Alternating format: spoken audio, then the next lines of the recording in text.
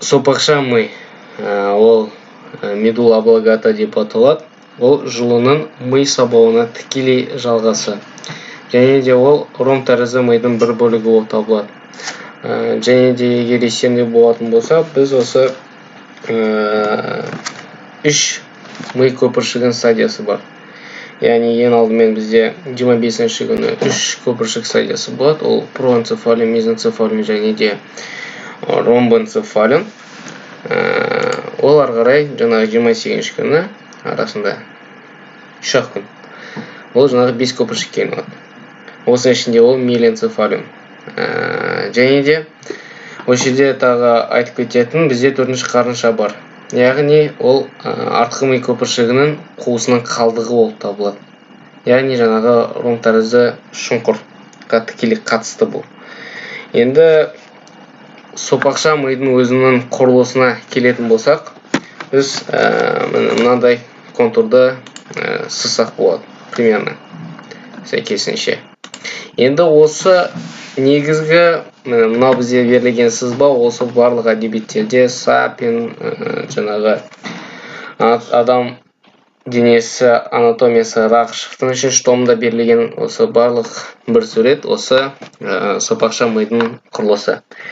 Яғни осы жерде ажыратылатын құрылымдарды біз ары қарай осы сызба нұсқа бойынша түсіндіреміз. Сызба нұсқа бойынша. Ең алдымен біз жаңағы бұның жұлын ары қарай сопақша миға жалғасатынын білеміз. Одан кейін біз жалпы бұл жерде қандай құрылымдарды көреміз. Ең бірінші бізде фиссура медиана антериор бар. Алдыңғы жағында міне. Ол міне мынаған сәйкес келеді. Фиссура медиана антериор. Ол бізде жаңағы екі пирамидадан бөліп тұрады. Міне. Мынау бізде пирамис. Ой, сейчас.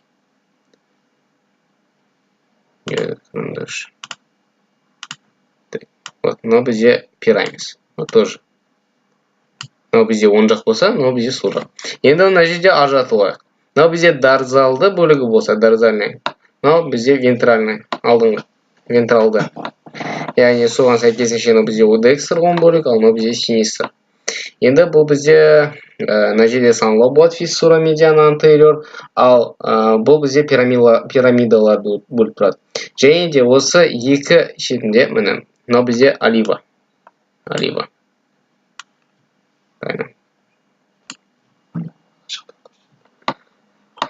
Қазір орды ол жақтан да көрсем. Енді мынау екі олива ол бізде жүлгелер арқылы бөлінген. Жүлгелер. Sulcus anterolaterales. По-моему. Sulcus anterolaterales. Яғни бізде міне пирамида міне берілген. Міне, мына жерде өзінің аты жазылып тұр. Және де міне олива. Олива. Енді оның артқы жағында не ажыратылады міне мынау. Мынау бізде артқы аяқша. Pedunculus cerebralis inferior.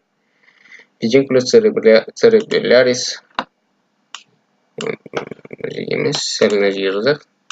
Pedunculus cerebralis inferior. Және де сонымен қатар бізде артында мынадай бізде сұр зат ажыратылады. Яғни мынау. Так. Сұр. Мен бой берген. Бой алып беретін мен бойынша. Яғни мына жерде бізде сұр зат соғырланған. Және де бұл жерде Sulcus medianus posterior бар мына жердегі жерде. Және де сонымен қатар бізде екі төмпе болады. Ол туберкулем грацилис, біріншісі туберкулем грацилис. Және де туберкулем кониатус. Енді осы жерде тағы бір сұрақ туындайды. Бізде туберкулем грацилис пен туберкулем кониатус екеуі екі түрлі жазықтықта орналасқан. Бірақ біз бұл сызба оңайлату үшін, түсіну үшін біз осы екеуін бір жазықта қарастырамыз. Міне. Бізде жаңағы Pedunculus cerebralis inferior. Және артында міне ромбоидная ямка берілген анау екеуінің ортасында бізде ядролар орналасады жаңағы сұр затындағы. Яғни және де осы жерде айтып кетеміз енді. Сопақша мидың жаңағы сұр затында қай нервтардың корешоктары орналасады.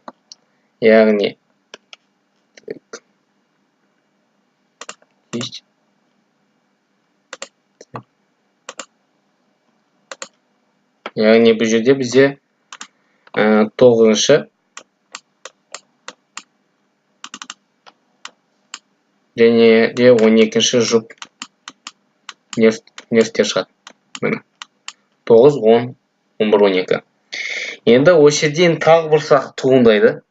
Ол мысалы бізде міне суретте міне егер де тлясты нервін қарастыратын болсақ, 12-ші жұп нерв ол бізде қай жерде шығып тұр? Ол пирамида мен міне оливаның ортасында шығып тұр. Сондықтан ол жолы былай болады. Яғни мына жерде ядросы орналасады да, ол міне былай кетеді. Әрине ол қозғалтқыш болғандықтан негізі қызылмен салған дұрыс, бірақ енді былай да бола берсін. Енді ары қарай қалған бізде 9, 10, 11-ші жұп нервтер, олар қай жерден шығады? Ол бізде оливаның артынан шығады, оливаның артынан. Яғни мына жерден.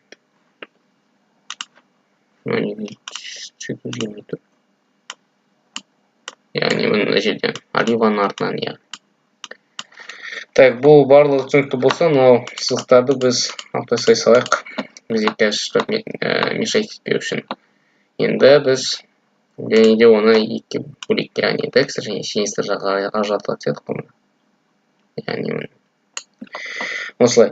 Енді ең алдымен бұл жерде біз қандай құрылымдарды көреміз деген сұраққа жауап беретін болсақ, ең бірінші біз алдыңғы жағында нуклеус оливариус атты бізде ядроны көруге болады. Міне, мына жерде берілген міне нуклеус оливариус.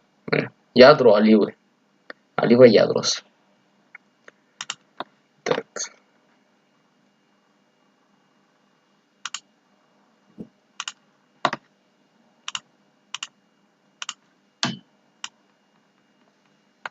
Яғни нуклеус оливариус мына жерлерде орналасқан. Оның қызметі жалпы қандай? Бұл бізде жаңағы белгілі бір тепе-теңдікті сақтауға қатысады, яғни равновесияны. Ал бізде жаңағы артындағы бізде бұл қозғалтқыш болғандықтан бұл қызылмен белгіленеді, ал артындағы бізде екі төмпе бар емес, туберкулум грацилис пен туберкулум куниатусқа сәйкес келетін. Бізде артында тоже ядролар орналасқан. Ол бізде сонымен аттас нуклеус грацилис және нуклеус куниатус. Мына арт жағында орналасады. Нуклеус грацилис пен нуклеус куниатус. Дәл солай мына жақта да. Нуклеус грацилис пен нуклеус куниатус. Енді олар жалпы не бізде голя және бурдағы жолы бар. Ол жаңағы екі жолдың екінші нейрондық денесі болып саналады. Және де ол жерден бізде жаңағы бұл яғни бізде афферент ғой, яғни бұл бізде сезімтал. Яғни бұл жерде және де бізде мынандай аксонның үлкен бөлігі бар, сонымен қатар кіші бөлігі бар. Енді оның жалпы жолы қалай жүреді? Бұл жаңағы төменнен жоғарыға жүреді ғой, яғни сезімтал жаңағы айтып кеткендей. Енді бұл аксонның ұзын бөлігі ол қалай бағытталады? Яғни міне. Екеуі почти бірге. Былай. Одан кейін қайда? Lemniscus medialisқа бағытталады. Және де ол ары қарай несейді жоғары қарай бағытталады. Дәл солай мына жақта. Бірақ енді сызбаны қиындатпас үшін ол жақтан салмай қояйын. Так, екіншісі бұл бізде аксонның үлкен бөлігі саналса, енді бізде аксонның кіші бөлігі бар. Ол бізде оливаны айналып өтеді. Былай кетеді.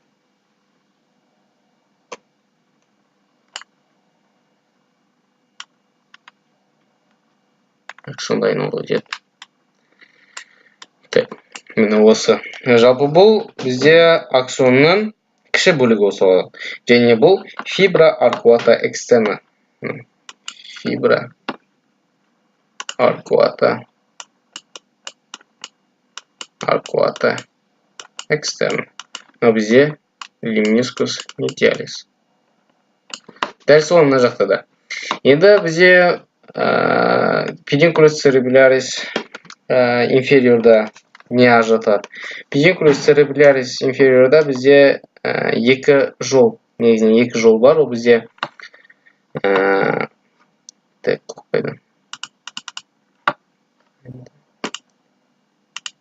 екі жолға жатады. Олар және де бір ерекшелігі бір-біріне өте жақын орналасқан. Сәл негізі төменде сол керек, бірақ жарайды солай болсын. Енді салып қойдым. Бұл жерде жалпы бізде екі жол бар. Ол tractus spina cerebralis posterior мен арт жағында орналасқан. Және tractus spina cerebralis anterior. Бұл және Glover және де flexing жолы. Яғни бұл тоже сезімталдық қызмет атқарады. Және де сонымен қатар бұны қандай жолдарды байқасақ болады. Так.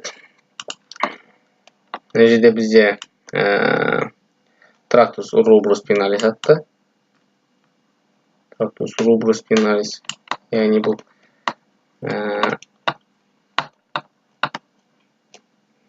так. Неге? Ресурсыне.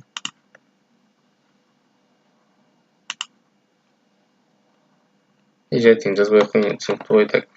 Сонымен қатар тағы не ажыратылады? Бұл жерде fasciculus longitudinalis medialis деген құрылым бар тағы. Мына жерде. Мына жерде. Дәл солай мына жақта да. Fasciculus longitudinalis medialis. Ол жаңағы біздің басты және көзді бұру жаңа қызмет атқарады. Өздерімен тікелей байланысты.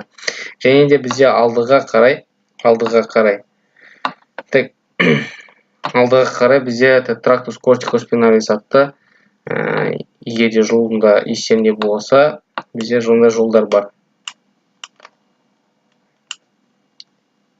Бізде негізінен екі жолға жатады. Tractus corticospinalis ол латераль және anterior. Енді қараңдар.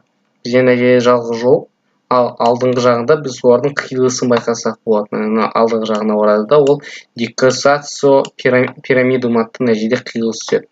Енді бұл мысалы нәтижеде бұл tractus corticospinalis anterior болса, осы қиылыс түседі, anterior және lateralis береді. Яғни дәл осы препараттардан көрсек болады, перекрест пирамид нәтижедегі соның қиылысы decussatio pyramidum. Ал жаңағы мына нәтижеде ядроларды анықтасам болады, және де артындағы қай жерден қандай құрылымдар осы толық сызбада берілген.